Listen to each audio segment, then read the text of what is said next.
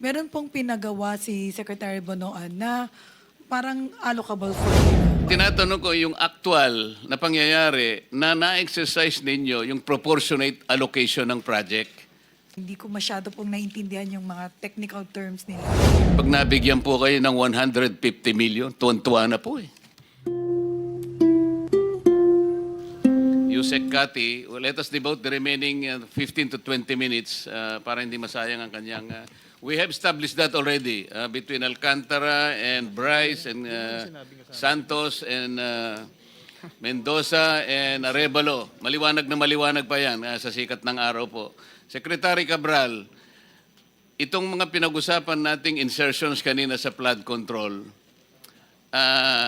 kanino mapupunta yon? Alam mo ba kung kaninong probinsya at district mapupunta yon? Ma-determine po kung saan po mapupunta yung mga nasa GAA. You will be able to do that. You will be able to determine that. Kung saan pong engineering district. Yes, and you will po. be able to submit to the committee Yes po. kung kanino napupunta yung mga insertions. Kanina Yes po, binanggit na namin doon sa questioning kay DBM Secretary, 69 billion 2022, 126 billion 2023, 178 billion 2024, 137 billion 2025. So yan po sana maibigay nyo sa amin. Aling district, anong probinsya ang kinapuntahan nun? Yun ang aming gustong mangyari. Si former Secretary Bonoan, palagi niyang sinasabi that there should be a proportionate allocation of projects in the NEP. Pwede kang mag-cite ng isang example lang na nangyari yung talagang proportionate allocation ng mga projects sa NEP. Can you cite an example? Yun pong sa National Expenditure Program, meron pong pinagawa si Secretary Bonoan na parang allocable formula. Yun po, meron naman pong basis. Yun And then, po, tinatanong ko yung actual na pangyayari na na-exercise ninyo yung proportionate allocation ng project. Kasi tingnan mo, Bulacan First District Engineering Office, ang inallocate ninyo 6 billion 80 million pesos. Bulacan Second District Engineering Office, 3.1 billion pesos. Third Bulacan District Engineering Office, 1.3 billion. Sa ibang mga distrito ba, ganito ang naibibigay ninyo? Halimbawa sa Tarlac, First District ng Tarlac, kung ano yung First District Engineering, hindi ko alam yung termino nyo. Ganito ba yung allocation? Napapanatilin yung proportionate? Your Honor, to be accurate about my answer, may I be allowed to check the records in the office? Because You will be given that opportunity. Yes, Your Kasi nga, isasubmit mo sa amin. Yes po, Your- Pero sa ngayon, tinitingnan ko lang, kasi ito insertions na to eh. Because I will be asking you, Yes, Your Honor. kung alam mo na kung sino-sinong mga tao ang lumapit na sa'yo, kasi nung maging gaan na ito, natural lang, napupunta sa'yo yung mga proponents, kung sino-sino man yan, para masiguro nila na madadownload sa kanilang lugar itong amounts na na-insert. Tama ba? Pag dating sa GAA, dinadownload naman po talaga automatic. Hindi na po kailangang mag-request kung sino man. Basta automatic po na dinadownload sa implementing office, Your Honor. Kung saan po nakalagay yung proyekto na nasa General Appropriations. So halimbawa, yung mga party list kasi, party list representatives, alam mo, kapag naging party list kasi ako, matagal na panahon eh. Ang party list representative, pag nabigyan po kayo ng 150 million, tuwan-tuwa na po eh. Kahit na yung constituency mo, nationwide. Nationwide ang constituency, pero nabigyan ka 150 million. Ayos na po yun, tuwan-tuwa na po eh. Pero kanina po, sa presentation ni Representative Toby Chanco, yung ako Bicol, 2 point something billion eh. BHW, 2 point something billion. Party list po yun. Meron po ba kayong record kung ilan po ang allocation ng Sagip party list? Alam po niyo yung Sagip, matagal ko pong party list yan. Your Honor, Mr. Chair, pagdating po ng General Appropriations Act, hindi po namin alam kung sino yung mga proponent ng mga lumabas sa General Appropriations Act, Your Honor. Ay, yung nga representative ng ako Bicol, hindi mo kilala? Hindi po namin malalaman, Your Honor, kung Hindi mo kilala yung representative ng Ako Bicol? kilala po, Your Honor. Na meron siyang 2 point something billion ayon doon sa testimony ni Rep. Toby Tiangco. Hindi po kami nabibigyan ng kopya ng proponent pag General Appropriations Act, Your Honor. Hindi At kayo ano? Hindi po kami nabibigyan ng proponent kung ano po yung sino pong nag-propose niyan during the bicameral, kung sino po yung proponent ng bawat proyekto. Kung saan lang po nakalugar yung proyekto, doon lang po bababa yung mga Bakit yung mga projects ng flood control, halimbawa, wala siyang wala siyang description as to type of flood control. Hindi man lang niya sinabing dike, revetment, floodgates. Nagiging masyado siyang generic Hindi man sinasabi kung anong river system ang involved. Walang length, walang station, walang specified na saan bang start, saan ang ending. Masyado siyang generic, masyado silang vague. Hindi ba yun ang dahilan kung bakit nagkakaroon ng napaplug kayo dahil dyan Kasi alam nyo, hindi pare-pareho po yung tinatawag na morphology ng mga rivers. Alam ko, dapat alam ninyo yun Ano po yung morphology? Yung width, yung depth, yung elevation, yung contour, yung discharge capacity, yung even carrying capacity ng isang river. Ibig nyo sabihin, pare-parehong characteristics ng mga river basins?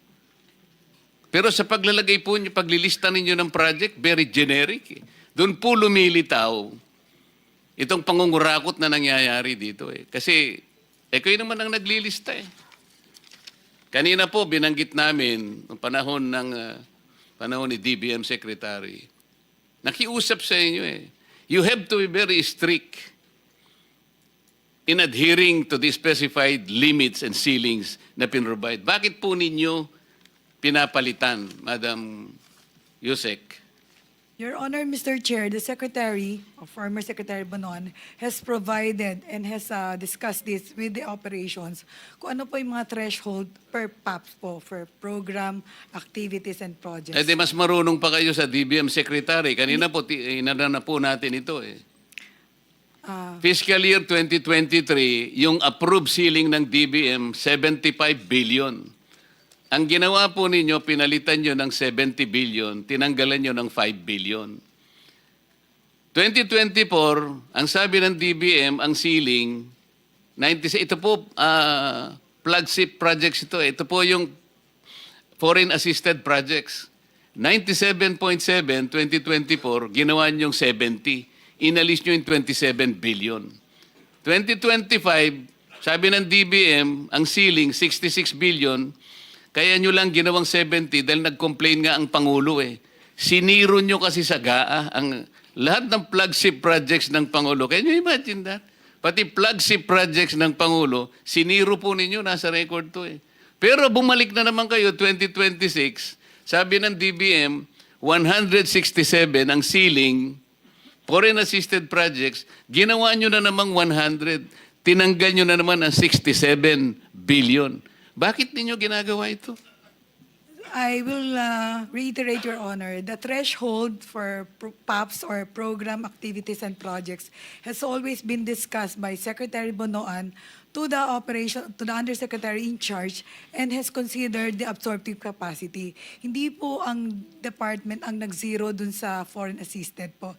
It was the result of the General Appropriations Act. Yusek Kati, narinig mo ang sinabi ni Secretary Pangandaman kanina. Kapag ka pinalitan ninyo yung ceilings na ibinanggit nila o nilagay nila sa NEP, magkakaroon ng negative effect Nagge-generate meron siyang parang sinasabi na fees na babayaran. Bukod sa nai-slow down o kaya nag-i-incur ng cost overrun ng projects. Bukod pa dun sa nawawala yung tiwala sa atin ng ating mga bilateral and multilateral partners. Kanya-kanya sinulatan 2023 pa, sabi niya, please observe strict adherence to the ceilings na ginagawa namin. Pero kayo mismo, binabago ninyo Kasi nga, tingnan mo itong nangyari. Itong operations, ito po kasama ng PAP ito. Operations, ito 2023. Itong ginawa mo ay inalisan mo ng 604 billion ang operation. Ito naman ang dinagdagan mo, 630. Kaya ang nadagdag sa operations is 25 billion pesos. Bakit mo siya dadagdagan pero babawasan mo yung FAP? Alam mo, ito yung pinaka-problema eh. Itong nakikita namin, itong pagdagdag mo ng operations by 25 billion, dito na pupunta doon sa sinasabi nating convergence eh. Ito yung conversion nyo. Meron kayong SSP, Special Support Program. Hindi ko maintindihan kung ano ibig sabihin ito. Meron kayong SIPAG. Ito yung Sustainable Infrastructure Project Alleviating Gaps, kung ano man ang gusto nyo sabihin. Hindi ko alam kung anong na-alleviate ninyo. Ang maraming na-alleviate dito, mga bulsa ng mga kung sino-sino na ngayon ay nagtatapat na sa atin. Meron pa kayong 002. Outcome of Operations 001. Ito yung mga roads and bridges. 002, ito po yung flood control na napakarami. Alam po nyo, sa listahan namin na 60 na potential ghost projects, kalahati nun 002. Flood control projects. Sa makatwid, merong direct correlation yung pagdadagdag mo sa operation at pagbawas do sa flagship projects. Malaking problema ito, Yusek. Kaya namin pinopoint out ito. You want to say something? Your Honor, maybe Secretary Bonoan can enlighten us on the threshold that he provides for example, for foreign assisted projects and other programs, activities, and projects of the department. Huwag ka mag-alala, ipatatawag namin siya. But kayo po yung unang rito, kasi kayo po yung USEC sa planning service. Kayo ang PPP at ngayon, pati po yung mga applications, pati lahat ng mga software nasa inyo na. Meron kayong IMS, meron kayong PCMA, meron kayong MYPS, nasa inyo pa yung RBIA, nasa inyo pa yung Highway Density Management 4. Madam Yusek, napakalaki ng responsibilidad mo kung pag-uusapan, paglilista, pagsasaayos, pagmamanage ng mga project. Kaya wag mong isisisi lahat kay Secretary Bonoan sapagkat ikaw ang nandito. At babalikan kita, itong ipinangako niyong PCMA hanggang ngayon ay hindi namin natatanggap, hindi nyo na-install. Huwag ninyong gagamitin katwiran na kailangan meron kaming direct server o kaya kailangan mag-subscribe kami sa satellite. Hindi ko maintindihan yon because ang inyong project engineers, meron silang username, meron silang password. Bakit sila nagagamit nila using the internet? Sila ba merong lahat ay Paano kayo magsasabi ng real time ngayon? Kayo pala hindi nakasubscribe sa satellite.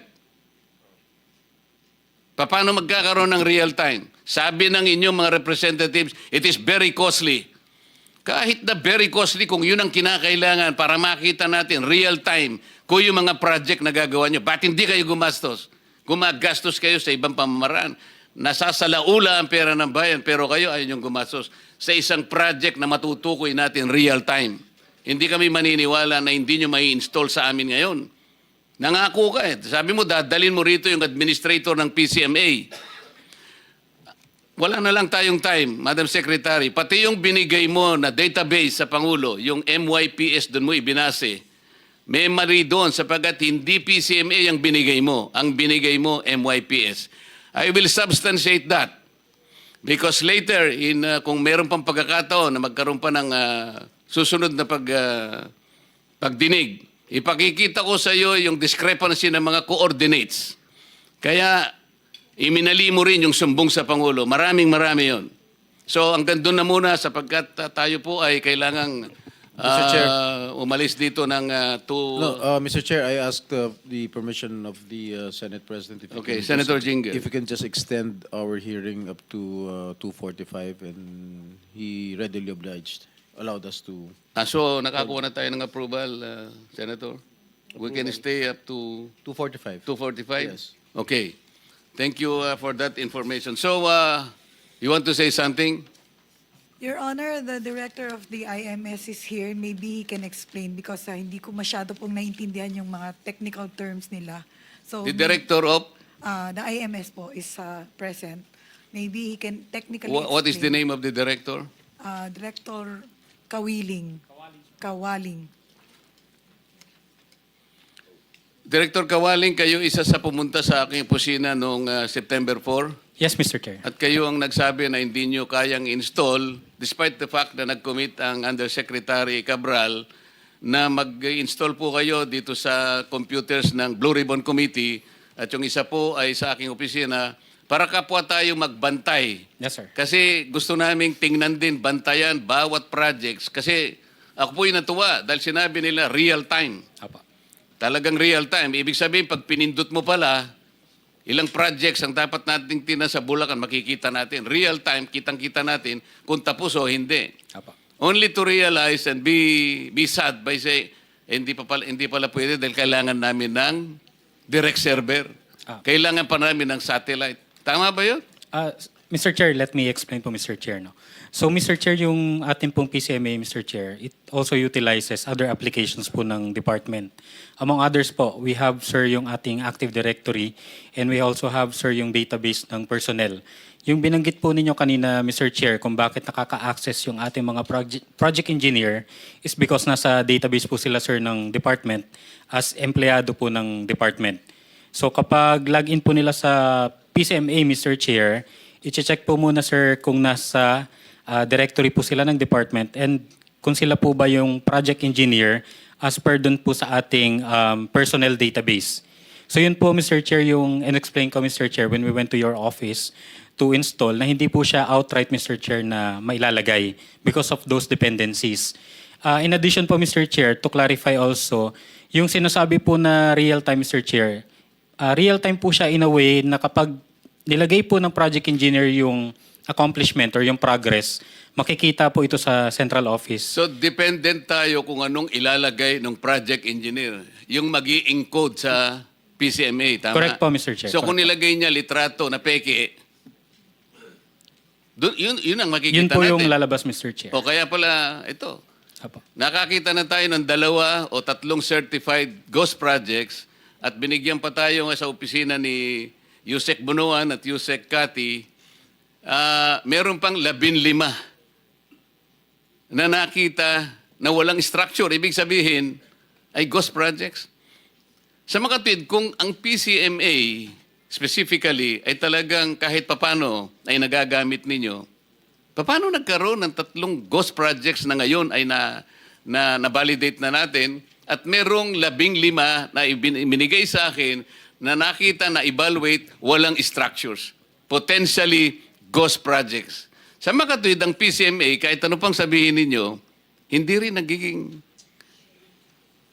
nagagamit kagaya ng objective na gusto nyo sabihin. Kasi ang sabi po ninyo, ang purpose ng PCMA, binanggit ko na ito, Secretary Yusek, ang purpose to provide a centralized, efficient, and transparent platform for monitoring all DPWH infrastructure projects. So sablay. 15 na ang potential ghost projects. So hindi totoo. Functionality, sabi niya, real-time monitoring enables immediate tracking of projects' progress and status. Hindi immediate eh. Kasi inamin po ninyo, nga kayo pumunta, every end of the month lang kayo nag-update. So this is not immediate. Pwede kayong lukuhin ng encoder nyo eh. O Mr. Chair. ilagay muna natin ito. Para Pwede ko kunwari pong- meron tayo. Pwede ko po i-clarify yun, Mr. Sandali Chair. lang. Meron pa isa. Anong benefit? Anong benefit ng PCMA? Eliminates ghost projects. O kung totoo yung PCMA, hindi sana tayo dapat nagkakaroon ng hearing na ganito, di ba? What are you wanting to clarify? Mr. Chair, yung data po ng PCMA, Mr. Chair, na available po internally sa department, yun po yung real-time, Mr. Chair. Yung data po, Mr. Chair, na nasa website, it's just a subset po, sir, ng data na nasa PCMA. Yun po, sir, yung pinapublish on a monthly basis. So ano yung data na binigay nyo sa Pangulo, sa PMS, na ngayon ay siyang ginagamit do sa sumbong sa Pangulo? Yung data po, PCMA or MYPS? sir, it's a combination po, sir, Mr. Chair. Ng, Bakit napakaraming maling coordinates? Tiningnan ko lang, meron na 15 discrepancies sa coordinates. Why? Mr. Chair, yung data po, Mr. Chair, na nasa sumbong sa Pangulo website is a combination of data from the multi-year planning and scheduling Kaya application nga, units. MYPS nga eh. Apo, Mr. Chair, Pinipilit mo if I na PCMA pero MYPS ang nakikita ko. Kaya nga merong discrepancy eh. So kahit ang binigay nyo sa Pangulo, may mali. Sa akin lang na analysis, 15 na nga yung nakita ko o higit pa na discrepancy ng coordinates. Kaya hindi mapagbabasihan eh. Kaya gusto naming tumulong, kaya ako naisip, ang Blue Ribbon, tutulungan na namin kayo eh. Pati kami mag-iimbestiga na rin. Pero kung hindi nyo rin kami mabibigyan, pare-pareho na tayong mabubulag dito na kayo ang dapat naming inaasahan, na kayong humimay sa mga project, wala pala itong puro lang ano eh. Puro lang sa papel ang inyong ano eh, ang report nyo eh. Mr. Chair, if I may. Yes, How Senator. accurate is your data? Sir, yung accuracy po, sir, depende po, sir, sa users po, sir, ng PCMA po. Nagdidepende lang kayo doon?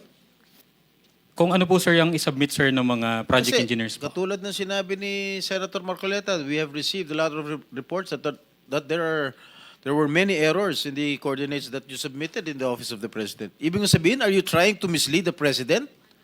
Yung mga pinuntahan niya, mga in-inspection niya, mga lugar sa Bulacan, hindi pala yun ang dapat niya puntahan? You are trying to mislead the President. Totoo yun. Totoo yun. Kamukha yung pinunta niya sa Kalumpit, nagsimula yun 2021. Oh. Yun ang sinasabi namin na even the Office of the President was misled by you. Hindi ko alam kung talagang gusto nyong gawin yun o sa pagmamadali ninyo. I don't know. Kaya dito lang natin inaayos lahat ito. Pati Pangulo ng Pilipinas, niloloko niya na. You are trying to mislead the President of the Philippines. Inuulit ko, yung mga pinuntahan niya, hindi niya dapat puntahan yun. Yung mga dapat niyang puntahan, dapat alam nyo. Kung ano yun, dapat, di ba may geotagging kayo? Oh. Why are you trying to mislead the President? Sir, can I clarify po, Mr. Chair? Yung nasa sumbong sa Pangulo website po, ang combination po yun, sir, ng data ng MIPS and PCMA. Yung accomplishment po, sir, na reported ng project engineers, yun po, sir, yung galing po ng PCMA. Yung planned location po, Mr. Chair, ng projects, yun po yung galing po sa... It doesn't matter now because I myself took the trouble of looking into it randomly. May 15 na akong nakita na mali ang coordinates eh. So, mamimislead ng Pangulo. Gusto niyang puntahan doon. Ang pinakita niyo, ganito. Alam mo, point something lang, mawawala na yung ano eh, sa coordinate, napaka-importante nun eh. Halimbawa, kung ikaw sumasakay ka ng helicopter, ako naman eh, palagi sumasakay nung nangangampanya kami ni Senator Sherwin kasi wala akong helicopter. Kailangan ng coordinates. Kung hindi kami makakarating sa pupuntahan namin. So, ang daming mali. Yun ang sinasabi. Nagre-rely lang ang Presidente sa inyo, sa data na isasubmit ninyo. Correct? Kayo, yung data na kinukunan ninyo, hindi nyo vina-verify yung accuracy ng data na yon. Kaya kung ano-ano binibigay nyo kay Presidente. Mga tanga. And the most important, Senator Jinggoy, they're only completely relying on the encoders on the ground. Yung mga inyong project engineers. Kung anong ilagay nila doon. Walang sila lang eh. Kasi ang dami nito. Let's say, pinag-uusapan natin ngayon, 10,000 flood control projects.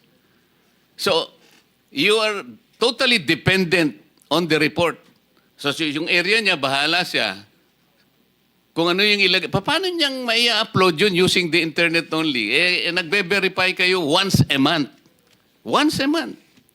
Pagkatapos sasabihin nyo dito, real time. Huwag nyo kaming imi-mislead. Ako naman napabilib nyo nung una. Kaya ako, sabi ko, paki-install nyo nga para tulungan namin kayo na magbantayan tayo. Gusto namin tumulong talaga eh. Paano magiging real time? Once a month.